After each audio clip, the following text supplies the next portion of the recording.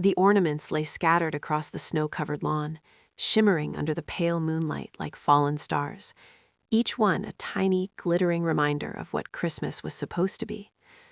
I could still taste the bitterness of the eggnog, laced not with cheer, but with the acrid sting of betrayal. The words hung in the icy air, each syllable a shard of glass piercing my heart, a cruel symphony conducted by the man who was supposed to be my father. He had shattered my world with a single sentence, and as I stood there, the wind biting at my exposed skin, I knew that the old Stephanie was gone, replaced by someone forged in the fires of injustice. If you truly cherish your family and believe a daughter deserves unwavering love from her father, then subscribe now and join our community where family always comes first. The week leading up to Christmas had been a whirlwind of forced smiles and strained conversations, a desperate attempt to maintain the facade of normalcy that had always defined our family gatherings. We always did Christmas big, a tradition meticulously orchestrated by my mother, a woman whose life revolved around creating picture-perfect memories. My brother, Mark, always brought his new girlfriend, usually someone impossibly polished and eager to impress. My sister Emily, with her 2 rambunctious kids in tow, added a layer of chaotic energy that both annoyed and amused my father.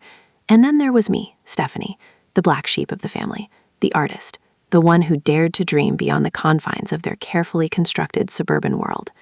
I owned a small pottery studio, a venture my father openly mocked as a hobby rather than a real career. He never understood my passion, my need to create, to mold something beautiful out of the formless clay.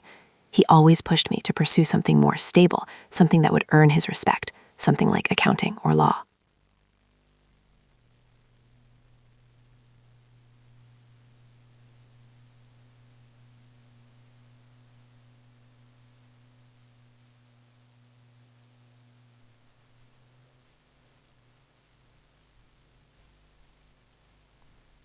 The conversation flowed, albeit somewhat awkwardly, around the usual topics: Mark's promising career in finance, Emily's struggles with motherhood, and my father's latest business triumphs.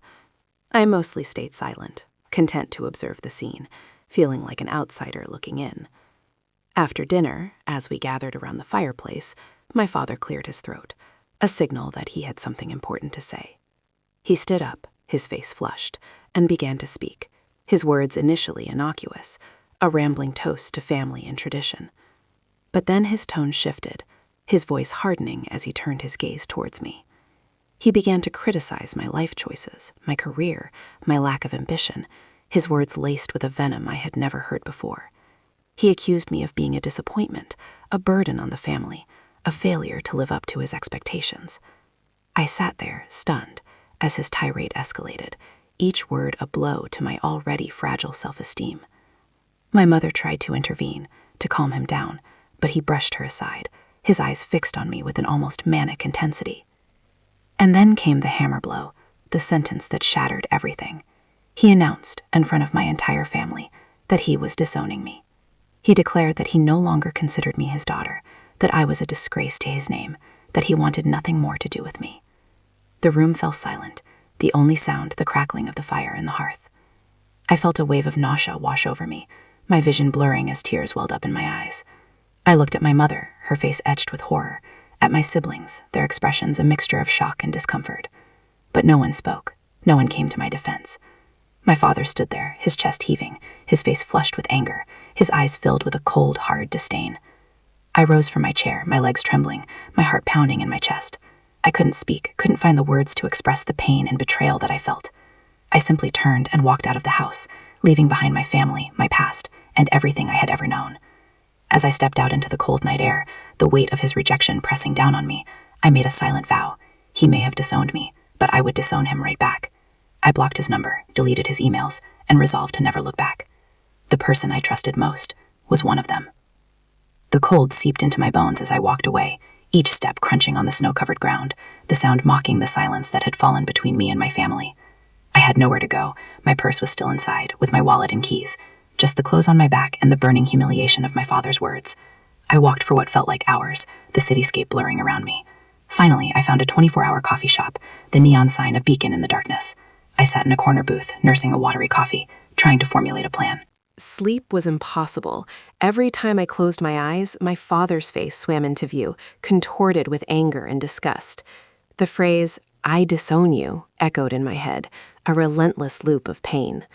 I spent the night in that coffee shop, watching the city slowly come to life, the early morning light painting the sky in shades of gray and pink.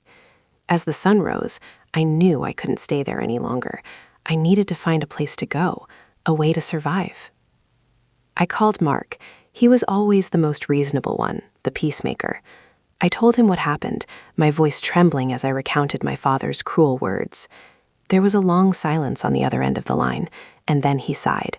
He said he was sorry, that he couldn't believe what our father had done, but he also said he didn't want to get involved. He said it was a family matter, that I needed to work it out with our father, that he couldn't take sides. His words were like a punch to the gut. I hung up, tears streaming down my face.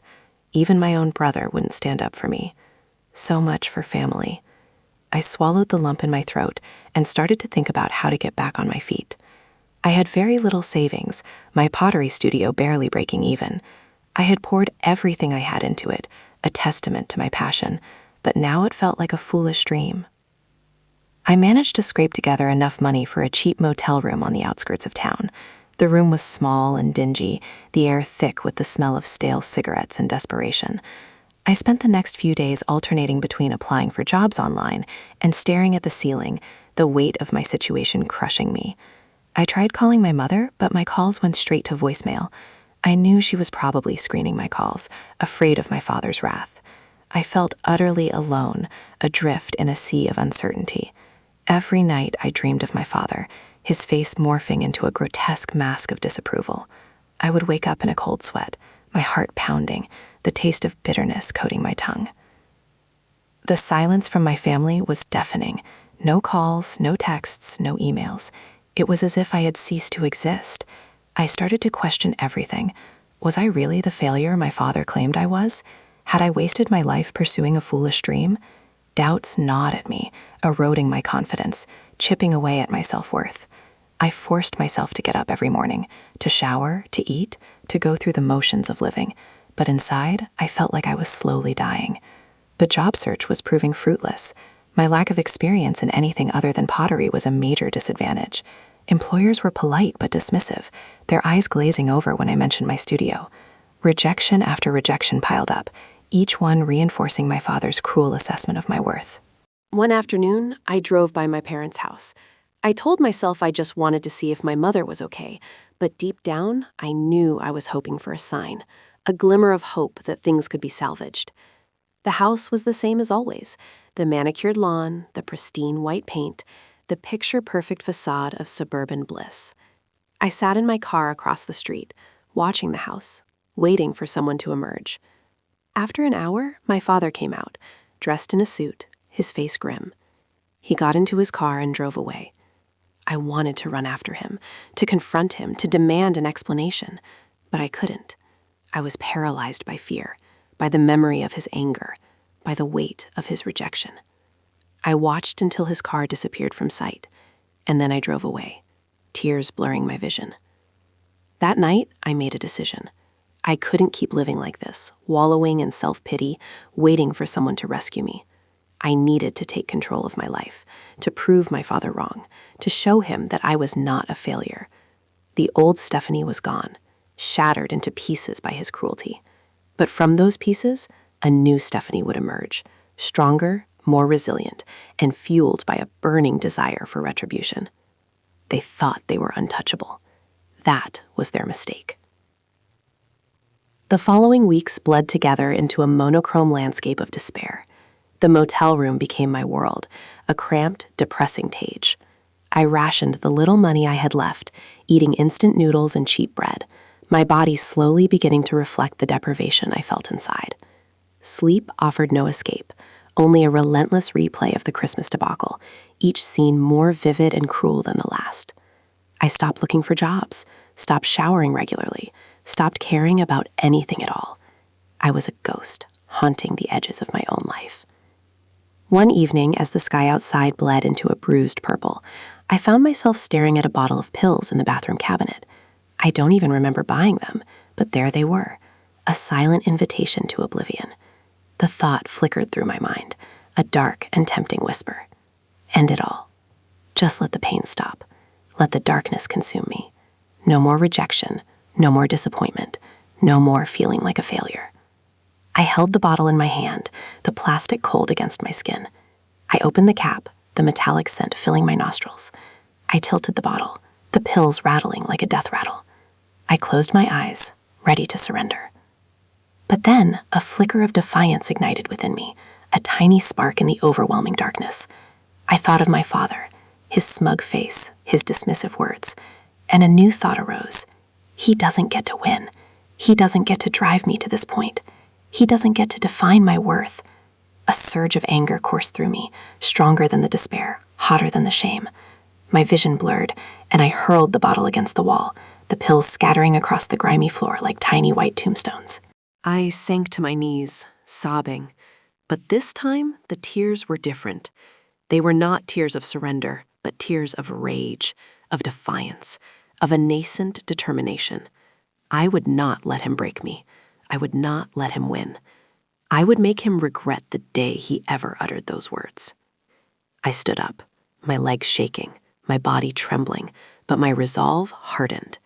The old Stephanie was gone, but something new was being born, something cold, something calculating, something driven by a singular purpose, revenge. I would not let him see me suffer. I would plot. I would strategize. I would take everything he held dear. The first step was survival. I needed to get out of that motel room, to find a way to support myself. I couldn't rely on my family. They had made that abundantly clear. I had to do this on my own. I swallowed my pride and called an old friend from high school, Sarah. We hadn't spoken in years, but I remembered she worked at a local coffee shop. I explained my situation, omitting the details of the family drama, just saying that I needed a job, any job. Sarah, bless her heart, didn't hesitate.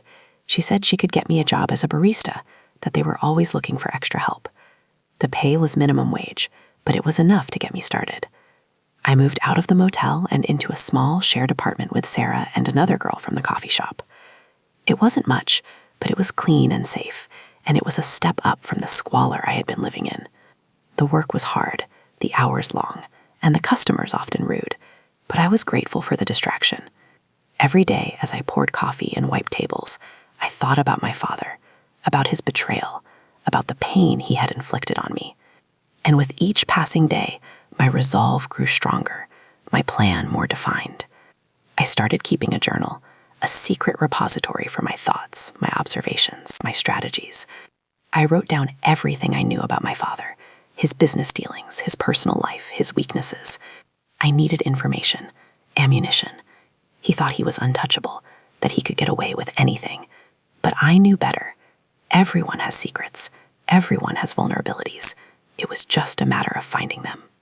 I spent my free time researching my father's company, poring over financial reports, news articles, and social media posts. I learned about his latest ventures, his business partners, his philanthropic activities. I also started paying attention to his personal life, discreetly monitoring his social media accounts, observing his habits, his routines. I discovered that he was a creature of habit, predictable and complacent. He went to the same golf club every Saturday, had lunch at the same restaurant every Wednesday, attended the same charity gala every year. He thought he was being careful, but he was leaving a trail, a breadcrumb path for me to follow. One evening, while scrolling through his company website, I stumbled upon a news article about a lawsuit filed against his company by a former employee. The employee alleged that he had been wrongfully terminated after reporting safety violations at one of the company's factories. The lawsuit had been settled out of court, the details sealed, but the article hinted at a pattern of negligence and disregard for employee safety. This was it. This was the crack in his armor. This was the leverage I needed. I started digging deeper, searching for more information about the lawsuit, about the employee, about the safety violations. I spent hours online, scouring court records, social media profiles, and online forums. I felt like a detective, piecing together fragments of information, slowly uncovering the truth. It was tedious, time-consuming, but I was driven by a singular focus, a burning desire to expose my father for who he really was. He may have thought he had silenced his victims, but I would give them a voice. I would make him pay for his sins. The more I dug, the more I found. The lawsuit was just the tip of the iceberg. There were other complaints, other allegations, other instances of negligence and misconduct.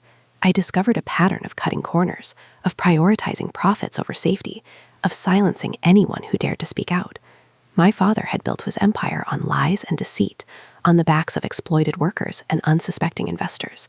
He thought he was untouchable, that he could get away with anything because he was rich and powerful. But he was wrong. I had the truth, and I was going to use it to bring him down. I knew this was going to be risky, that I could face legal repercussions, even physical danger. But I didn't care. I was past the point of fear. I was fueled by a righteous anger, a burning desire to expose the truth, to seek justice for those who had been wronged.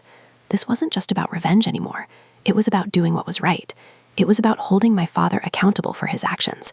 It was about reclaiming my own life, my own dignity, my own worth. I was no longer the broken, defeated woman he had disowned. I was a warrior, armed with the truth, ready to fight for what I believed in. The plan had begun, and nothing would stop me. I started to record everything.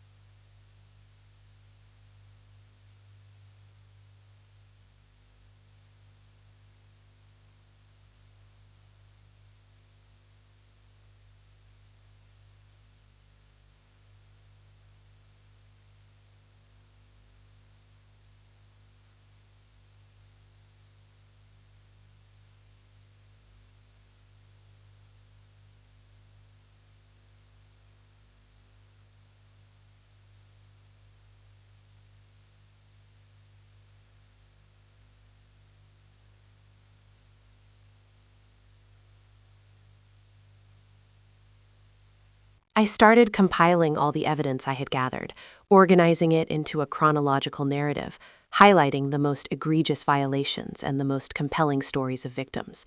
I scanned documents, transcribed recordings, and created a detailed timeline of my father's misconduct. I knew that my father's lawyers would come after me with everything they had, so I needed to make sure that everything I presented was accurate, verifiable, and legally defensible.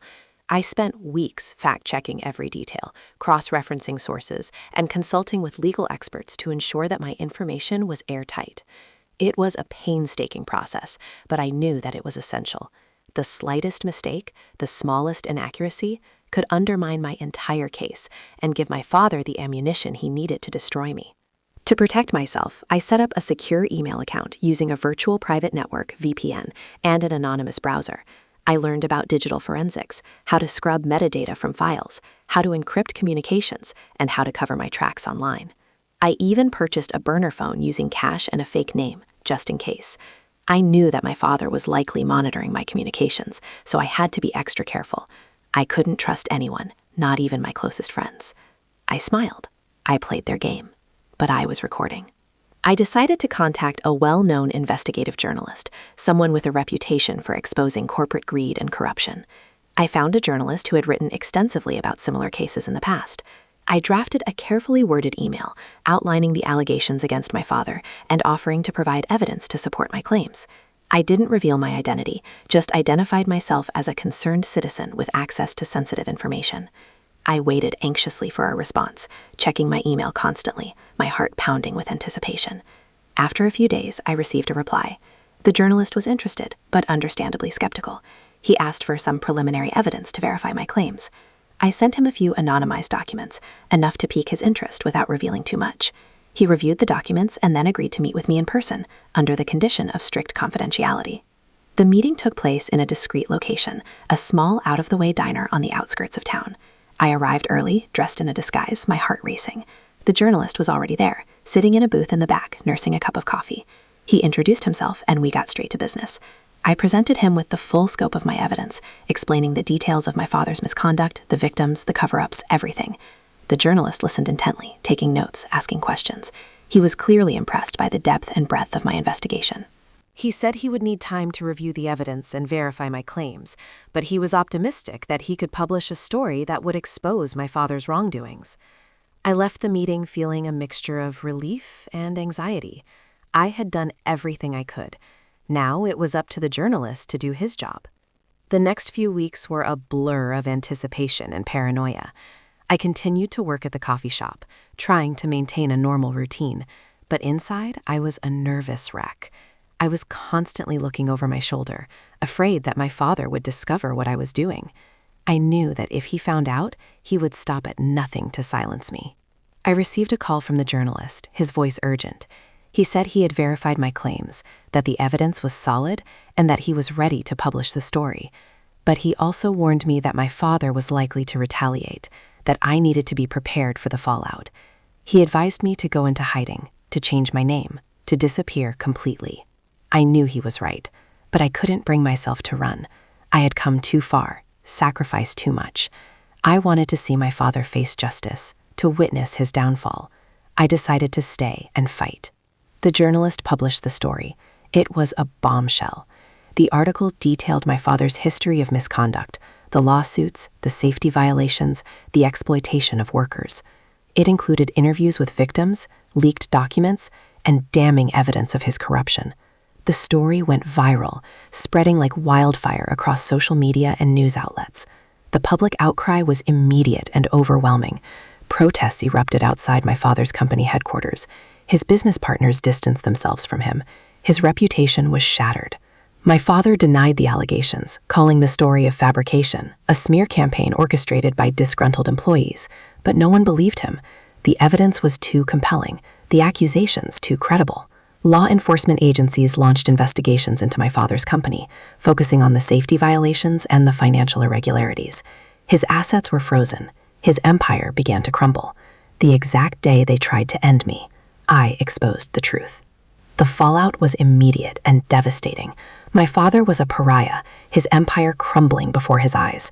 But I knew he wouldn't go down without a fight. He was a master manipulator, a seasoned player in the game of power and influence. He would use every trick in the book to discredit me, to silence me, to protect himself. And he knew exactly where to hit me, where it would hurt the most: my past. He started digging into my personal life, dredging up old mistakes, exaggerating minor indiscretions, twisting the truth to paint me as a damaged, unstable, and vindictive woman. He leaked information to the press about my struggles with anxiety, my failed relationships, my past financial difficulties. He portrayed me as a desperate attention seeker, a liar, a con artist. He even tried to use my history of mental health problems against me, suggesting that I was delusional and unfit to be believed. I watched in horror as my reputation was systematically dismantled, as my credibility was undermined, as my life was dissected and scrutinized by the media and the public. I felt like I was being attacked from all sides, like I was drowning in a sea of lies and accusations. But I refused to be silenced. I knew that the truth was on my side, and I was determined to fight back. I hired a public relations firm to manage the media storm, to counter my father's accusations, and to present my side of the story. I gave interviews, wrote op-eds, and spoke out on social media, defending myself against the attacks and reaffirming my commitment to exposing the truth. I refused to let my father control the narrative, to define me by my past mistakes. I would not be a victim. I would be a survivor. Then came the break I was waiting for. One of my contacts from my deep dives into my father's business dealings reached out. He was a mid-level executive, someone who had seen things he couldn't stomach. He'd been following the news, the investigations, the collapse. Guilt, it seemed, finally outweighed fear. He had information, he said, information that would bury my father for good. He had access to offshore accounts, shell corporations, and a network of secret investments my father had been using to hide his wealth and evade taxes for years. He was willing to hand it all over, but he wanted something in return: immunity from prosecution and a guarantee of protection for himself and his family. I contacted my journalist friend, and he put me in touch with a team of lawyers who specialized in whistleblower cases. They vetted the executive, assessed the value of his information, and negotiated a deal with the authorities. In exchange for his cooperation, the executive would receive immunity from prosecution and be placed in a witness protection program. The deal was struck, and the executive began to provide the lawyers with the documents, the data, and the testimony they needed to build their case. The information was explosive. It revealed a complex web of financial fraud, tax evasion, and money laundering that stretched across multiple countries and involved a network of corrupt officials and complicit institutions. My father's empire wasn't just built on lies. It was built on a foundation of systemic illegality. I knew then that this was the end. He was finished. All I needed was the right moment. The trap was set. Now I just had to lure him in. I decided to reach out to my father directly, to propose a meeting, a reconciliation. I knew he would be suspicious, but I also knew that he was desperate to salvage his reputation and to regain control of the situation. I drafted a carefully worded email expressing my willingness to forgive him, to put the past behind us, and to work together to restore our family's name. I suggested that we meet in person, in a neutral location, to discuss the terms of a potential settlement. I knew that my father would be tempted. He was a narcissist, and he couldn't stand the thought of being rejected or humiliated. He needed to believe that he was still in control, that he could still manipulate me, that he could still win. To my surprise, he agreed to meet. He proposed a location, a secluded cabin in the mountains, far away from the prying eyes of the media. I accepted, but I had my own conditions. I insisted that we meet alone, without lawyers, without assistance, without anyone else present. I wanted it to be just the two of us, face to face, with no distractions. He hesitated, but eventually agreed. I knew he was walking into a trap, but he was too arrogant to see it. He thought he was the hunter, but he was the prey. The day of the meeting arrived. I drove up to the cabin, my heart pounding in my chest. The air was crisp and cold, the sky overcast. The cabin was isolated, surrounded by dense forest, miles away from the nearest town. It was the perfect place for a confrontation. I parked my car and walked up to the front door, taking a deep breath. I knocked, and my father opened the door. He looked tired, haggard, and defeated. The weight of the world was on his shoulders. He greeted me with a forced smile, trying to project an air of confidence, but I could see the fear in his eyes. We sat down at a table in the living room, facing each other. The silence was thick with tension. He started by apologizing, expressing his regret for the things he had said and done. He tried to convince me that he had only been trying to protect me, to guide me, to make me stronger. I listened patiently, letting him talk, letting him dig his own grave. When he was finished, I calmly presented him with the evidence I had gathered, the documents, the data, the testimonies. I showed him the extent of his financial crimes, his tax evasion, his money laundering. I revealed the names of his accomplices, the details of his secret accounts, the locations of his hidden assets. His face turned pale, his eyes widened in disbelief. He realized that he had been caught, that there was no escape. He tried to deny it, to deflect, to bargain, but it was too late. The truth was out, and it was undeniable. Then I played my final card. I told him about the executive, about his cooperation with the authorities, about the deal he had made. I told him that the authorities were already on their way, that they would be arriving at the cabin within the hour to arrest him. His composure crumbled. He started to panic, to plead, to beg. He offered me money, power, anything I wanted, if I would just help him escape. I laughed in his face. I told him that it was over, that he had lost, that there was nothing he could do to change the outcome. I watched as his world collapsed around him, as his dreams shattered, as his life unraveled. The sound of sirens grew louder in the distance, approaching the cabin. He looked at me with a mixture of hatred and despair, his eyes filled with a venomous rage. He lunged at me, grabbing me by the throat, trying to silence me, to end me. But I was ready for him. I had anticipated this moment. I twisted free, sending him stumbling back. "It's over, Dad," I said, my voice cold and devoid of emotion. "Your time is up." Right as the police kicked down the door, he revealed his final card. "She's lying," he roared, pointing a trembling finger at me. "Everything I did for her. This company, the money, it was all for her future. She knew everything. She was a willing participant." His words hung in the air, a desperate attempt to drag me down with him. The police, momentarily stunned, hesitated. My carefully constructed narrative, the years of planning, teetered on the brink of collapse. This was his ultimate gambit, to make me an accomplice, to destroy my credibility completely. But he underestimated one thing. I had anticipated this too. For years, I had compiled evidence, not just of his crimes, but of his attempts to involve me, of my repeated refusals, of my efforts to distance myself from his illicit activities. I had emails, voicemails, even recorded conversations where I explicitly rejected his offers of financial assistance and questioned the legality of his business dealings. I had given everything to my lawyer, with instructions to release it the moment he tried to implicate me. As he screamed his accusations, my lawyer released the files to the journalist and the authorities. Within minutes, excerpts of the recordings and damning emails flooded the internet, proving my innocence beyond any doubt. The public, already outraged by my father's actions, turned on him with renewed fury. His attempt to smear me had backfired spectacularly, solidifying my role as the wronged daughter and sealing his fate. The police, now convinced of his guilt and my innocence, moved in to arrest him. He fought them, thrashing and screaming, but it was no use. They dragged him out of the cabin in handcuffs, his face contorted with rage and humiliation. As they led him away, he locked eyes with me, his gaze filled with pure, unadulterated hatred. "You'll regret this," he screamed. "You haven't won. This isn't over." I just stared back, my face expressionless. It was over. He just didn't know it yet. The following months were a whirlwind. The investigations into my father's company uncovered a vast network of corruption and illegal activity, leading to the arrests of numerous executives and government officials. His assets were seized, his companies were dissolved, and his reputation was irrevocably ruined. He faced multiple charges of fraud, tax evasion, and money laundering, and was ultimately sentenced to decades in prison. Stripped of his wealth, his power, and his freedom, he was a shell of the man he once was. He lost everything. I visited him once in prison.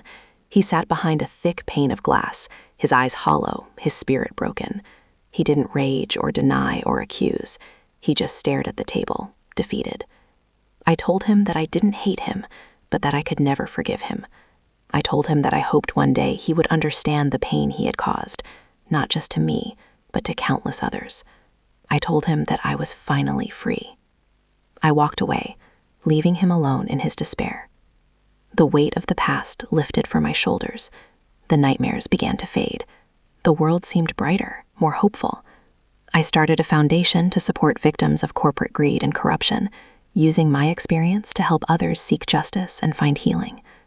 I found peace, not in revenge, but in purpose. They lost everything. I just smiled. Revenge isn't sweet. It's necessary. It's not about savoring someone's downfall.